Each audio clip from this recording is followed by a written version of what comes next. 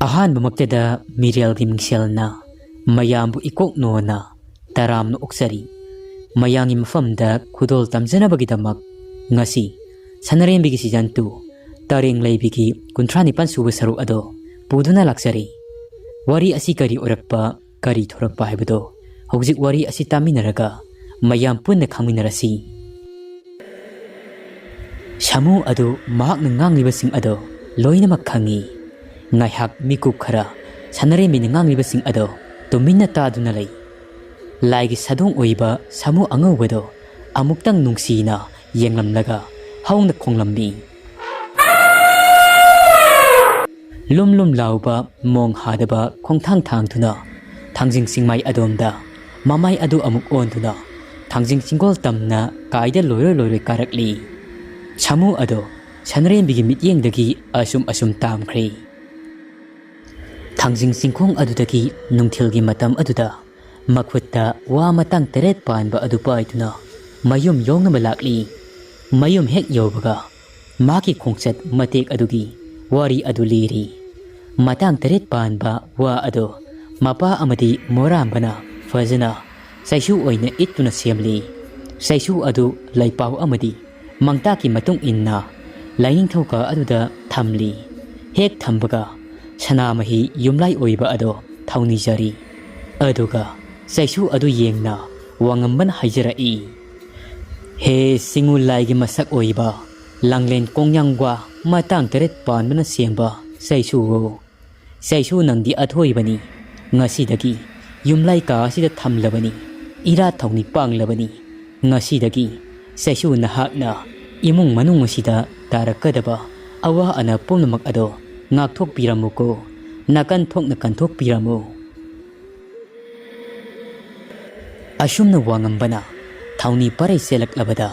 Wangambagi Mamitta Mahaki Inkholgi Akoiba Aduda Wa Mayam Ama Saugotpa Urai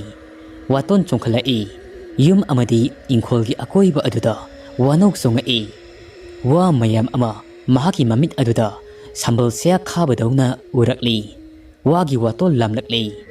Wa Makhong Singaduda Menglaba Nuksit Padawna Hainam Lainam Faurakli Wakhong sing ado isang wa sing ado amaga samjinnarakli marong longlakli aduga wa matang sing amadi wa sing ado ibudo pakhang magi saktamda onthorakli masong kanglakli asangma masugi sangtrik sangba masu amagumna wa sing aduda mamit ani sirong ani saphonglakli yum adugi akoiba aduda ibudo mahakna mathek thek pahurakli mahaki paphal maik sat padawna maya adu launa kathurakli aduga inkol adugi akoiba aduda maya dagi maibul kamthurakli mamaiga mayaga amuk signaduna laikri laigi matik mayai aduna imung adubu ngak senduna laikri matam masimaktada Wangambagi mamit aduda pumnamak ado sangsangna urakli wapal adudagi sarai phingau setpa Maisau bormani ado thorakli mangdena tangzilil anikhak maki mang thana satli Maisau bormani gi thawai Meerel aphaba ado saphong le khangalakli Maisau bormani gi thawai Meerel na onba wani haibado khangalakli Wangambagi mamit aduda saisu aduda bormani gi mamang thana satliba lil ani ado saisu adugi manung aduda changkhri hek changkhibaga Saisu adugi makok watol ani ado tangzilingi makok wagi saklon aduda longthorakli Maisau bormani na Wangambagi mitmang aduda lieptuna asumna hairai Nungsida ibungo Wangamba taibang panasi khal amana khaibani ngasidagi awabagi matam loirakli ibudo moirang thangjingna chintha pi khibana Aigi thawai Meerel na olaba saisu asina nangi imungi awana ado koksaru aduga ni ibungo ngasidagi hauraga kalengi 15 panba thanil numitki tanglau laina thengzilaklaba matam maduda taibang kanagi mawa mapau taraktraba matamda nathanta saisu asi paiduna lamle loktak patki punga tinga da satlo ahing aduda Nangi mamom Sanarembi na ꯄꯥꯝꯕꯤ ꯃꯩꯅꯨꯡ ꯑꯗꯨꯗ ꯂꯪꯁꯤꯟꯗꯨꯅ ꯃꯩ ꯊꯥꯗꯣꯛꯈ꯭ꯔꯕ ꯈꯔ ꯃꯋꯥꯛ ꯆꯝꯂꯨꯔꯕ ꯇꯧꯗ꯭ꯔꯤ ꯑꯗꯣ ꯂꯤꯜ ꯃꯀꯨ ꯍꯨꯕꯒꯨꯝꯅ ꯃꯩꯅ ꯆꯥꯛꯈꯤꯕ ꯁꯔꯨꯛ ꯑꯗꯣ ꯍꯨꯈ꯭ꯔꯒ ꯂꯥꯏ ꯑꯣꯏꯔꯕ ꯇꯧꯗ꯭ꯔꯤ ꯑꯗꯣ ꯑꯃꯨꯛ ꯅꯧꯅ ꯃꯌꯣꯟ ꯆꯣꯡꯂꯕꯅꯤ ꯃꯗꯨꯒꯤ ꯇꯧꯗ꯭ꯔꯤ ꯑꯗꯣ ꯅꯪꯅ ꯂꯧꯁꯤꯜꯂꯨꯁꯨ ꯃꯥꯡꯕ ꯌꯥꯕ ꯅꯠꯇꯦ ꯅꯄꯣꯠꯅꯤ ꯅꯔꯟꯅꯤ ꯊꯥꯡꯖꯤꯡ ꯃꯥꯒꯤ ꯈꯨꯗꯣꯜꯅꯤ ꯀꯥꯎꯒꯅꯨꯀꯣ ꯏꯕꯨꯡꯉꯣ ꯃꯥꯏꯆꯧ ꯕꯣꯔꯃꯅꯤꯒꯤ ꯊꯋꯥꯏ ꯃꯤꯔꯦꯜꯅ ꯍꯥꯏꯔꯤꯕꯁꯤꯡ ꯑꯗꯣ ꯋꯥꯉꯝꯕꯁꯨ ꯃꯨꯟꯅ ꯇꯥꯁꯤꯜꯂꯤ ꯃꯃꯤꯠꯇꯅ ꯄꯤꯅ ꯁꯗꯨꯝꯅꯤ ꯃꯪ ꯃꯆꯦꯠ ꯇꯥꯏꯕꯨꯡ ꯃꯄꯨꯡ ꯑꯣꯏꯔꯤꯕ ꯑꯉꯛꯄ ꯊꯧꯗꯣꯛꯁꯤꯡ ꯑꯁꯤ ꯑꯁꯨꯝꯅ ꯄꯨꯛꯃꯦꯟ ꯄꯥꯎꯃꯤꯟꯅꯔꯝꯂꯒ ꯃꯥꯏꯆꯧ ꯕꯣꯔꯃꯅꯤꯒꯤ ꯊꯋꯥꯏ ꯃꯤꯔꯦꯜ ꯑꯗꯣ ꯗꯣꯂꯥꯏ ꯑꯃ ꯂꯥꯛꯇꯨꯅ ꯄꯨꯈ꯭ꯔꯤ ꯅꯍꯥꯟ ꯃꯈꯩ ꯃꯍꯥꯛꯀꯤ ꯊꯋꯥꯏ ꯃꯤꯔꯦꯜ ꯑꯗꯣ ꯊꯧꯗꯥꯡ ꯂꯣꯏꯗꯕꯅ ꯊꯥꯡꯖꯤꯡ ꯆꯤꯡꯈꯣꯡ ꯑꯗꯨꯗ ꯀꯣꯏꯄꯥꯏ ꯄꯥꯏꯗꯨꯅ ꯋꯥ ꯃꯈꯣꯡ ꯑꯗꯨꯗ ꯂꯩꯈꯤꯕꯅꯤ ꯑꯗꯨꯕꯨ ꯉꯁꯤꯗꯤ ꯃꯍꯥꯛꯀꯤ ꯃꯊꯧ ꯂꯣꯏꯔꯕꯅꯤꯅ ꯈꯝꯅꯨꯡ ꯑꯁꯤ ꯂꯩꯕꯥꯛꯇꯒꯤ ꯈꯝꯅꯨꯡ ꯅꯤꯡꯊꯧꯅ ꯑꯄꯥꯏꯕ ꯗꯣꯂꯥꯏ ꯑꯃ ꯊꯥꯔꯛꯂꯤ ꯑꯄꯥꯏꯕ ꯗꯣꯂꯥꯏ ꯑꯗꯨꯒꯤ ꯃꯊꯛꯇ ꯃꯥꯏꯆꯧ ꯕꯣꯔꯃꯅꯤꯒꯤ ꯊꯋꯥꯏ ꯃꯤꯔꯦꯜ ꯑꯗꯣ ꯇꯣꯡꯈꯠꯈ꯭ꯔꯤ ꯑꯗꯨꯒ ꯍꯧꯔꯩ ꯈꯥꯅ ꯄꯥꯡꯕ ꯃꯥꯏꯀꯩ ꯑꯗꯨꯗ ꯈꯣꯡꯗꯣꯏꯈ꯭ꯔꯤ ꯍꯧꯖꯤꯛꯇ ꯃꯤꯠꯃꯥꯡꯗ ꯎꯔꯝꯕ ꯊꯧꯗꯣꯛꯁꯤꯡ ꯑꯗꯣ ꯃꯤꯀꯨꯞ ꯑꯃꯗ ꯏꯁꯤꯡꯅ ꯏꯋꯥꯏ ꯏꯅꯤꯜ ꯑꯣꯟꯗꯨꯅ ꯃꯥꯡꯈꯤꯕꯒꯨꯝꯅ ꯂꯣꯏꯅꯃꯛ ꯃꯥꯡꯈ꯭ꯔꯤ ꯋꯥꯉꯝꯕꯁꯨ ꯑꯉꯥꯡ ꯃꯆꯥ ꯑꯃꯒꯨꯝꯅ ꯇꯦꯡꯊꯥꯅ ꯑꯣꯏꯅ ꯀꯞꯂꯛꯂꯤ ꯂꯩꯈꯤꯗ꯭ꯔꯕ ꯃꯍꯥꯛꯀꯤ ꯃꯄꯥ ꯆꯥꯎꯔꯦꯟ ꯑꯗꯣ ꯍꯦꯟꯅ ꯍꯦꯟꯅ ꯅꯨꯡꯁꯤꯔꯛꯂꯤ ꯃꯍꯥꯛꯀꯤꯁꯨ ꯃꯔꯥꯜ ꯂꯩ ꯑꯍꯟ ꯊꯪꯗ ꯃꯄꯥꯕꯨꯁꯨ ꯄꯥꯛꯄꯤꯒꯤ ꯋꯥ ꯂꯧꯗꯨꯅ ꯃꯤꯆꯩ ꯑꯊꯤꯕ ꯆꯩ ꯊꯥꯡꯈꯤꯕ ꯊꯧꯗꯣꯛꯁꯤꯡ ꯑꯗꯣ ꯅꯤꯡꯁꯤꯡꯂꯛꯂꯤ ꯆꯥꯎꯔꯦꯟꯕꯨ ꯀꯌꯥꯗ ꯍꯟꯊꯅ ꯈꯟꯈꯤꯕ ꯃꯇꯝ ꯑꯗꯣ ꯄꯥꯛꯄꯤꯁꯨ ꯄꯨꯛꯆꯦꯜ ꯌꯥꯝꯅ ꯄꯤꯛꯏ ꯄꯨꯛꯆꯦꯜ ꯄꯤꯛꯄꯤ ꯃꯍꯥꯛꯀꯤ ꯅꯨꯄꯤꯒꯤ ꯋꯥ ꯇꯣꯏꯅ ꯂꯧꯈꯤ ꯇꯤꯟꯈꯦꯠ ꯂꯥꯏꯈꯦꯠꯂꯤ ꯄꯥꯛꯄꯤꯅ ꯍꯥꯏꯔꯛꯏ ꯁꯦꯟ ꯇꯥꯟꯕ ꯆꯠꯂꯤꯅꯦꯅ ꯑꯩꯗꯤ ꯅꯨꯄꯥꯅꯤ ꯌꯨꯝ ꯄꯨꯔꯤꯕꯅꯤ ꯍꯥꯏꯗꯨꯅ ꯅꯨꯃꯤꯠ ꯀꯌꯥꯅꯣ ꯊꯥ ꯀꯌꯥꯅꯣ ꯂꯪꯐꯩꯗ ꯅꯨꯄꯥ ꯅꯪꯅ ꯆꯠꯂꯤꯕꯗꯣ ꯌꯨꯝ ꯑꯁꯤꯗ ꯑꯩꯅ ꯄꯨꯍꯧꯔꯤ ꯅꯄꯥꯅꯤꯅ ꯇꯧꯔꯤꯁꯤꯅ ꯇꯧꯗ꯭ꯔꯤ ꯑꯃꯟꯕ ꯑꯁꯤꯒ ꯅꯆꯥꯅꯨꯄꯥ ꯑꯇꯣꯝꯕ ꯑꯁꯤ ꯇꯧꯗ꯭ꯔꯤ ꯈꯣꯡꯕ ꯇꯝꯕꯤꯗꯣꯏꯅꯤ ꯃꯗꯧꯅ ꯃꯥꯏꯕ ꯁꯥꯕ ꯄꯦꯅꯥ ꯈꯣꯡꯕ ꯑꯣꯟꯊꯣꯛꯄꯤꯔꯒꯦ ꯍꯥꯏꯔ ꯈꯪꯗꯦ ꯋꯥꯉꯝꯕꯅ ꯃꯍꯥꯛꯀꯤ ꯃꯄꯥ ꯆꯥꯎꯔꯦꯟ ꯑꯗꯨ ꯌꯦꯡꯂꯒ ꯑꯁꯨꯝꯅ ꯍꯥꯏꯔꯛꯏ ꯄꯥꯕꯁꯨ ꯑꯍꯜꯗꯤ ꯑꯣꯏꯔꯕꯅꯤ ꯋꯥꯈꯜꯗꯤ ꯑꯉꯥꯡ ꯃꯆꯥꯗꯧꯅ ꯍꯦꯛ ꯇꯧꯏ ꯄꯥꯕ ꯏꯃꯨꯡ ꯃꯍꯤ ꯂꯥꯡꯅꯕ ꯁꯤꯟꯕꯤꯔꯅꯨ ꯑꯩꯈꯣꯏ ꯑꯍꯨꯝ ꯃꯔꯤꯇ ꯂꯩꯕꯁꯤꯗ ꯇꯧꯗ꯭ꯔꯤ ꯑꯗꯣ ꯀꯔꯥꯏꯗꯅꯣ ꯂꯪꯊꯣꯛꯄꯤꯈ꯭ꯔꯣ ꯊꯨꯗꯦꯛꯀꯦꯔꯥ ꯑꯃ ꯇꯧꯔꯣ ꯇꯧꯗ꯭ꯔꯤ ꯑꯗꯨꯅ ꯃꯔꯝ ꯑꯣꯏ ꯋꯥ ꯌꯥꯝꯅ ꯀꯥꯏꯅꯔꯛꯀꯗꯧꯔꯤ ꯄꯥꯛꯄꯤꯅ ꯈꯤꯇꯪ ꯍꯥꯏꯕꯗ ꯋꯥꯈꯜ ꯇꯥꯅꯁꯤ ꯆꯥꯎꯔꯦꯅ ꯍꯥꯏꯔꯛꯏ ꯏꯃꯧ ꯏꯕꯦꯝꯃ ꯏꯀꯨꯕꯨ ꯀꯌꯥꯝ ꯀꯥꯏꯈ꯭ꯔꯒꯦꯅꯤ ꯀꯌꯥꯝ ꯀꯥꯏꯅ ꯆꯠꯈ꯭ꯔꯒꯦꯅꯤ ꯏꯃꯨꯡ ꯀꯥꯏꯅꯕ ꯀꯔꯤ ꯇꯧꯈ꯭ꯔꯒꯦ ꯏꯁꯨ ꯑꯇꯣꯝꯕꯁꯤ ꯑꯉꯥꯡ ꯑꯣꯏꯔꯤ ꯑꯁꯤꯅ ꯇꯧꯗ꯭ꯔꯤ ꯀꯌꯥꯝ ꯈꯣꯡꯗꯣꯏꯅꯣ ꯃꯄꯨ ꯑꯩꯅ ꯏꯁꯨꯁꯤ ꯂꯛꯅꯕꯣꯏ ꯊꯦꯝꯕꯣꯏ ꯁꯥꯟꯅꯕꯣꯏ ꯇꯧꯗ꯭ꯔꯤ ꯑꯁꯤ ꯄꯨꯊꯣꯛꯄꯅꯤ ꯄꯥꯛꯄꯤꯅ ꯑꯃꯨꯛ ꯍꯥꯏꯔꯛꯏ ꯍꯣ ꯑꯩꯈꯣꯏꯗꯤ ꯄꯥꯝꯖꯗ꯭ꯔꯦ ꯏꯀꯨꯅ ꯑꯉꯥꯡꯁꯦ ꯃꯥꯡꯍꯜꯂꯒꯦꯔꯣ ꯑꯩꯗꯤ ꯏꯆꯥꯁꯦ ꯃꯇꯣꯝꯇ ꯄꯣꯛꯄꯅꯤ ꯏꯀꯨꯗꯧꯅ ꯄꯦꯅꯥ ꯈꯣꯡꯍꯜꯂꯒꯦ ꯍꯥꯏꯔꯤꯔꯣ ꯆꯥꯎꯔꯦꯟꯅ ꯍꯥꯏꯔꯛꯏ ꯏꯃꯧ ꯏꯕꯦꯝꯃ ꯃꯤ ꯑꯃꯕꯨ ꯑꯗꯨꯛ ꯍꯟꯊꯅ ꯁꯤꯟꯐꯝ ꯑꯃꯅ ꯃꯔꯝ ꯑꯣꯏ ꯌꯦꯡꯕꯗꯤ ꯇꯧꯒꯅꯨ ꯃꯗꯨ ꯐꯠꯇꯦ ꯇꯧꯍꯩꯗꯦ ꯁꯤꯟꯐꯝ ꯍꯥꯏꯕꯁꯤꯗꯤ ꯁꯤꯟꯐꯝꯅꯤ ꯍꯤꯡꯅꯕꯒꯤꯗꯃꯛꯅꯤ ꯁꯨꯕ ꯇꯥꯏ ꯄꯥꯛꯄꯤꯅ ꯑꯃꯨꯛ ꯍꯥꯏꯔꯛꯏ ꯍꯣ ꯁꯤꯟꯐꯝꯕꯨꯗꯤ ꯁꯤꯟꯐꯝꯅꯤ ꯍꯥꯏꯕꯕꯨ ꯁꯤꯐꯝ ꯅꯥꯐꯝ ꯈꯪꯂꯣꯏꯗꯕ ꯁꯤꯟꯐꯝꯗꯨꯕꯨ ꯂꯥꯏꯕꯨꯡꯗ ꯀꯩꯗ ꯒꯥꯒꯥ ꯇꯧꯕ ꯁꯤꯟꯐꯝꯗꯨꯕꯨ ꯀꯅꯥꯅ ꯁꯤꯡꯊꯥꯅꯗꯣꯏꯅꯣ ꯀꯅꯥꯅ ꯆꯨꯝꯅ ꯉꯥꯡꯅꯒꯦ ꯑꯃꯨꯛꯇ ꯍꯥꯏꯔꯛꯑꯣ ꯋꯥꯉꯝꯕꯅ ꯄꯥꯕ ꯋꯥ ꯃꯈꯥ ꯌꯥꯝꯅ ꯇꯥꯟꯅꯔꯣꯏꯁꯤ ꯅꯃꯧꯅ ꯍꯥꯏꯔꯤꯁꯤ ꯌꯥꯝꯅ ꯆꯨꯝꯂꯕꯅꯤ ꯃꯣꯔꯥꯝꯕꯗꯤ ꯑꯉꯥꯡꯅꯤ ꯃꯣꯔꯥꯝꯕꯒꯤ ꯊꯃꯣꯏꯅ ꯅꯤꯡꯉꯥꯏ ꯇꯧꯔꯛꯄ ꯃꯇꯝꯗ ꯏꯇꯠ ꯇꯠꯇꯅ ꯄꯥꯕꯅ ꯁꯤꯖꯤꯟꯅꯕ ꯇꯧꯗ꯭ꯔꯤ ꯑꯁꯤꯅ ꯄꯤꯌꯨ ꯅꯤꯡꯉꯥꯏ ꯇꯧꯔꯤꯕ ꯑꯗꯨꯅ ꯄꯥꯕ ꯑꯍꯜꯁꯨ ꯑꯣꯏꯔꯤ ꯑꯩꯈꯣꯏꯅ ꯉꯥꯡꯂꯤꯕꯁꯤ ꯄꯥꯕꯅ ꯅꯨꯡꯉꯥꯏꯔꯣꯏ ꯋꯥꯔꯧ ꯄꯨꯔꯧꯅꯒꯅꯤ ꯑꯃꯨꯛ ꯆꯥꯎꯔꯦꯟꯅ ꯑꯃꯨꯛ ꯍꯥꯏꯔꯛꯏ ꯌꯥꯔꯦ ꯃꯈꯥ ꯇꯥꯔꯅꯨ ꯏꯄꯥꯒꯤ ꯏꯕꯨꯡꯉꯣ ꯅꯨꯃꯤꯠꯇꯨꯗꯒꯤ ꯍꯧꯅ ꯏꯅ ꯀꯨꯞꯄ ꯌꯨꯝꯗꯣꯡꯄꯣꯛ ꯂꯣꯛꯇꯥꯛꯀꯤ ꯐꯨꯝꯗꯤ ꯃꯊꯛꯇ ꯂꯩꯕ ꯈꯥꯡꯄꯣꯛꯁꯪ ꯑꯗꯨꯗ ꯃꯊꯟꯇ ꯇꯣꯉꯥꯟ ꯆꯥꯗꯨꯅ ꯂꯩꯈꯤ ꯆꯥꯎꯔꯦꯟ ꯑꯗꯣ ꯋꯥꯉꯝꯕꯁꯨ ꯊꯧꯗꯣꯛꯁꯤꯡ ꯑꯁꯤ ꯅꯤꯡꯁꯤꯡꯂꯨꯕꯗ ꯀꯞꯂꯛꯂꯤ ꯃꯄꯥꯕꯨ ꯌꯥꯝꯅ ꯍꯟꯊꯅ ꯈꯟꯈꯤꯕ ꯑꯗꯣ ꯃꯁꯤꯅ ꯃꯔꯝ ꯑꯣꯏ ꯏꯃꯨꯡ ꯑꯁꯤꯗ ꯑꯋꯥꯕꯗ ꯇꯥꯔꯤꯕꯅꯤ asi haibasi mahaksu khanglakli. Wangamba masilda solakli. Leipak masa sa kaidongnungda namana pa oibabu ahalgi matam oiraklaba matamda khak mirai kanu. Makhoi bu khoi khalin khata runu. Makhoi gi mamitta pirang sinthaki ba haibasi mapok asimagi masa oiba aikhoina mapa ma oiba singi sauraba iral ama langsin baga manarabani. Iral adugi seirakti kaidongnungda punsi chup asi mitki pi kangloi. Aigi punsidi cherak adu phanglabani. Wangamba ado asi hairaduna mathanta thamoi adu kutumna sujai. Haujikti mahaksu masa hangtakta mapa ama oiraba matam masida mapa mama oiba singna masa singidamak kayamna wajaba haibudo mahaksu khangli.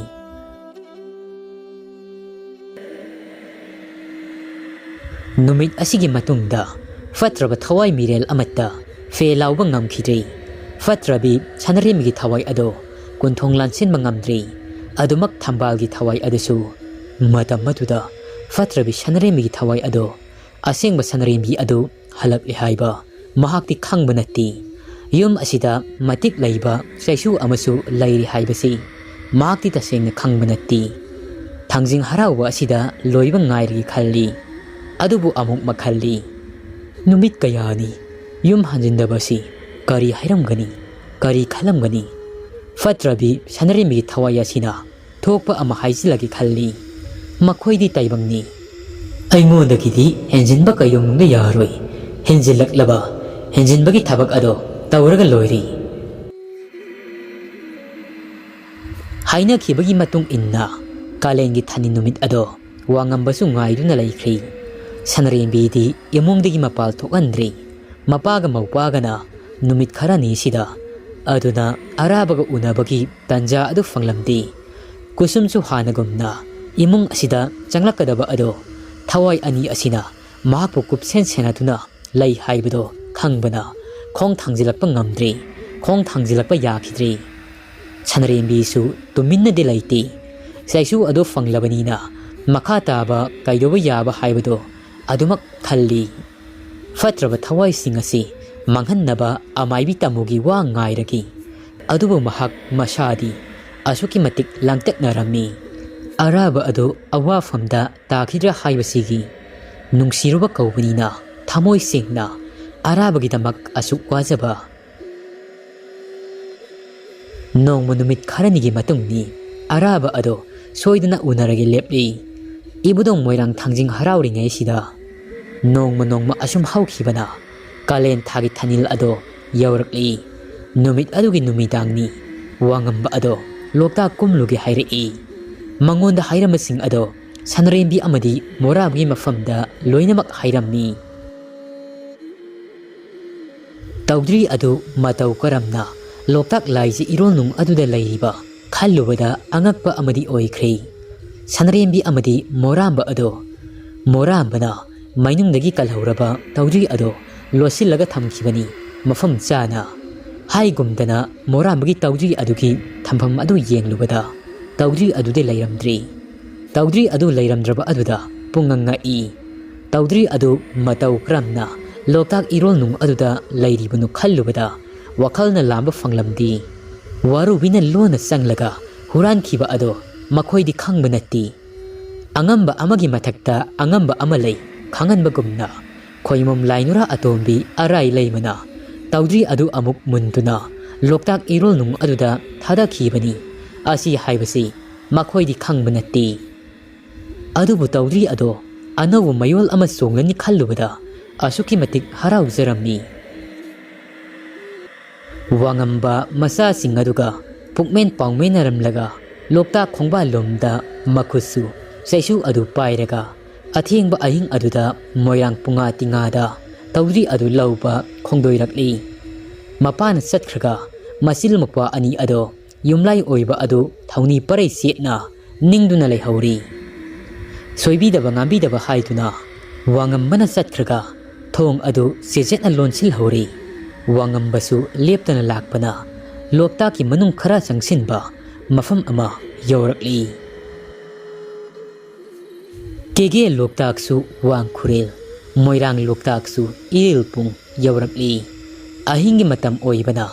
Kalen thagi thanilna masik mangal naina Nongmadol atiya thak aduda Lupa ahing mamasugumna fudoi Tha zamagi mangalna Loktak ipak eyaida tabadi Thabal langna kukri Leptana asum lakpana Lamle lamdam Kige gidi hi thangpham Khongjil yaurakli Amuk mafam asidagi hi amatongduna Thanga ningthaugi Chingmai ngaka patki Pasil aduda Wangamba ado Ahing aduda lamnen punga tinga maikei panglakli Patyai asida thambal mayam amasu satpa urakli Pomba yaw satpa yaw Thamna sing ado leng leng machatli Malang sahum phangbada Loktak laiji eyaida Thanga karang sing sang Yaw sulakpa khawdem Khongjai ngamba singna Lufet lufet tawugumna Uriba ado Takmu iting khong Khoyon ngawi masoirin Lamlen senra lam nungsi Yuran panon maikai Sikya kundol layrangna Pomsat nariba Kambong hauna manana Temsing nariba Iyay aduda Saukong pabina Fayna yungna tawriba Marak aduda Wangamba ado Wagay hi ado honzilakli Kwaktagi nungsit nami ba Torbungi khagon ba Laluran loki malang ba Mata loki lili ba Malang anisilok na Khagon ahum chindin na Singmay pangduna humlakli Wangambado Nawitan thaduda Hi adu hon balep lamdi Leptuna asum holakpana Thambal hauriba maikei aduda Yaurakli Mapa adu het yaurakpaga Loktak laija aduda Mayay aduda Jaret launa Sekhaira Aduga mayay ado Yang hangli Hek hangbaga Thambal hauriba mapa adudagi Wa pambi mayam ama Tapna tapna Mayol songba horakli Wa pambi sing ado Matang sing ado Tapna tapna Yam khalakli Wa sing ado Loktak irol nungdagi Faugalakli Aduga tayal nganglay ba Watol sing ado Nom nom Leng leng Malang ipom phangbada Koimom lainura atombi Aray lay manalot silamba Toudri ado Loktak laiji irol nungdagi Wa makhong adudagi Wa marasing aduna Kutsa mayam ama oina Leng leng satli Wa marasing aduna Taimang kutsa gumna longthorakli Wa mayam adugi mara aduna Toudri ado Sietna paina Loktak laiji iyay thak aduda Tawkhalakli Toudri ado nauna abuk mayol songlakli Toudri ado may sakibagi Kathik lamba musuk muba ado Toudri adugi masu ado Kokthorakli Anauba masu mamel ama oina Toudri ado Sana masu gumna fudorakli Hanagi pibam aduda hanjilakli Toudri ado Phajabagi mapa laikhidri Thabalgi mangal aduda Wangambana tongliba Hi adugi manak tamna Toudri ado Tapna tapna Irey aduna sensilakli Wangambasu Toudri adu tap launa paiduna Hirubak mafam aduda hapchilli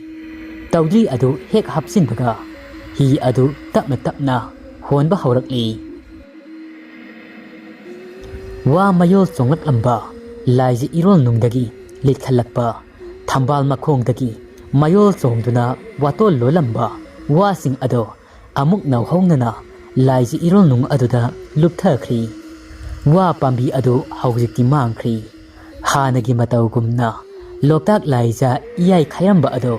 Laibak layrol makha thangba Uramba ado Loinamak fumjinkri Ising ipak tawna Tapna tapna hajinkri Loktak laija aduda Thambal mayam ado Mahok sagumna Laisa tamkri Thabalgi mangal adugi mayayda Toudri ado Hirubak aduda langtrik langli Wangambasu hi adu honbalep lamdi Ngaihak layraba matung Loktak khongbal yaurakli Makhut aduda Saisu amadi Toudri adu pai Mayum maikei panglakli Wangamba athingba ahing aduda Toudri adu pai Mayum tana lakli Mayum hek yaubaga Thong hangdu uhaiduna Mamang thong ado Thilli Mapa lakli khanglabada Masa ani adusu haraubana Thong adu hangdokli Ahing Mingsel Kangna Toudri Purakpa Kayada Wana Ngaisaba Toudri Adu Ubada Harawan Ngamkai Laikiri Toudri Adu Hanagi Pibam Aduda Hanjinba Ubada Sanarembi Amadi Moramba Ado Ngapuna Kham Thenglei Toudri Adu Ningthijana Lubak Amagi Manungda Hapchillaga Mapa Saurengi Ka Aduda Fajana Ningthina Thamkhri Haujikti Hanagi Pothapam Aduda Hanjin Khibada Mapa Masa Makoi Ahum Ado Tangdu Leitari Ashomdana Ahing Adu Maktada Amaibi Angaubi Fatrabi Laimu Amagi Saklon Langlaba Amaibi Nungsalai Magi Thawai Mi Ado Matik Mayai Hapnaba Taurang Tauri Sanarembi Hoigi Imungda Thajillaga Wangambasu Hadok Halagi Khalli Adubu Fataba Olaba Nungsalai Magi Thawai Mi Adusu Laman Khumningbagi Warubi Mangi Arubi Makoi Ahungi Matakta Laman Khumningbana Maitakta Ngauri Madu Ubada Amaibi Nungsalai Magi Thawai Mi Ado Angawbina Thamjalli Nangi Laman Khumbadudi Araibani Luribadi Aigini Naning Thungdraba Nangbu Naning Thungnaba Haiduna Natik Nayai Pumba Asi Aina Hapiriba Nangi Laman Adudi Araibani Hairiba Sini Aina Kona Samrak Khumbayai Nangi Lamando Luribadi Aina Ninglibasi Nang Nahana Tungan Gadabani Amaibi Nungsalai Magi Thawai Aduna Amung Hairi Kai Masa Saunaba Yoklaga Mapu Saba Singasi Aigi Itik Asidadi Khangangi Utki Amaibi Angawbina Amung Hairi Madugi Matam Lakani Watli Ko Taha Taha Tauba Yadri Haujik Nangi Hamchatnaraba Thawai Meal Ado Fanaba Hana Taukisi Thangjing Harawasina Maram Oi Thabak Thauram Pumbasi Khangkhong Sairi Henman Labanida Tha Amasukna Lai Harawasibu Hakman Labani Lamangi Mairi Asina Tangoi Oiraba Aini Amaibi Angaubi Ngang Thawai Gi Matik Adu Hapnaba Hotnari Sapu Taret Khak Laiji Ising Thanna Haptuna Pareng Sana Khinduna Thammi Aduga Wang Khudeng Maipakbi Amasu Thammi Wang Khudeng Maipakbi Adugi Mayaida Sapu Taret Adugi Manungdagi Khajik Khajik Ising Yaraga Khudeng Aduda Haijilli Pik Thanna Hek Haijinba Loibaga Karaidagino Khangdi Sapu Mai Sangba Macha Ama Puthorakli Madugi Manungdagi Ut Khara Loktorakli Aduga Khudeng Adugi Manungda Saisilli Hek Saisinbaga Ising Adugi Irei Ado Uru Marei Tasinba Horakli Hek Haurakbaga Ising Adugi Manungdagi Nupi Macha Ama Thorakli Nupi Macha Adugi Thawai Mi Ado Ising Khudeng Adugi Mayai Aduda Leptuna Lei Nupi Macha Aduna Amaibi Angaubi Aduda Munna Yengi Amukna Nungsalai Magi Thawai Aduda Amuk Munna Yengi Thawai Mi Adu Ngaihakti Tawfom Khangdi Khudeng Adugi Manung Aduda Tuminna Leptuna Leirambadagi Kappa Horakli Ningai Sawi Amagumna Angang Adugi Thawai Mi Aduna Amaibi Angaubi Du Yenglaga Ashumna Hairi Kari Marangino Nangna Aibu Mafam Asida Kauriba Karigino Aibu Nangna Aibu Mangdagi Kauthokpiribasi Aibu Amuktadi Ining Tamhallo Ai Kari Ira Laiduna Aibu Phajinduna Thambiribano Thawai Mi Aduna Adumna Haijaba Ado Karimata Tabidi Mahaki Thawai Meerel Yauba Ising Khudeng Adu Tap Launa Pairaga Amaibi Angaubina Nungsalai Magi Thawai Meerel Adu Tamna Haijilli Hek Haijinbaga Thawai Mi Yauba Ising Ado Amaibi Nungsalai Magi Thawai Mi Aduna Pungyok Yosinkhri Thawai Mi Adu Nungsalai Magi Masada Jangsinkhri Adumni Hek Jangsinkhibaga Amaibi Nungsalai Magi Thawai Meerel Ado Mapangkal Kanbe Henjilakli Haujikti Thawai Meerel Aduda Wangamba Adu Hatlusu Haiduna Amaibi Angaubina Thauda Sirakli Amaibi Nungsalai Magi Thawai Meerel Ado Haujikti Yathang Adu Fanglabada Thuna Yamna Wangamba Hoi Tamna Chatkri Wangamba Hoi Ki Gonthong Mapa Adu Yorkpada Wa Ngakta Hoba Wagi Oiba Umang Ama Urakli ꯅꯨꯡꯁꯥꯂꯩꯃꯒꯤ ꯊꯋꯥꯏꯃꯤ ꯑꯗꯨꯗꯤ ꯈꯪꯖꯕ ꯅꯠꯇꯦ ꯃꯍꯥꯛꯀꯤ ꯊꯋꯥꯏꯃꯤ ꯑꯗꯨꯅ ꯂꯝꯖꯤꯡꯕ ꯃꯩꯇꯩ ꯑꯗꯣꯝꯗ ꯆꯤꯡꯗꯨꯅ ꯄꯨꯔꯛꯂꯤ ꯁꯤꯡꯎ ꯂꯥꯏꯅ ꯍꯧꯖꯤꯛꯇꯤ ꯃꯤꯇ꯭ꯔꯪ ꯇꯧꯗꯨꯅ ꯋꯥꯒꯤ ꯑꯣꯏꯕ ꯁꯨꯛꯂꯕ ꯎꯃꯪ ꯑꯣꯏꯅ ꯎꯍꯜꯂꯤ ꯐꯠꯇ꯭ꯔꯕꯤ ꯊꯋꯥꯏ ꯑꯁꯤꯕꯨ ꯃꯥꯡꯍꯟꯅꯕ ꯂꯥꯡ ꯊꯥꯛꯂꯛꯂꯤ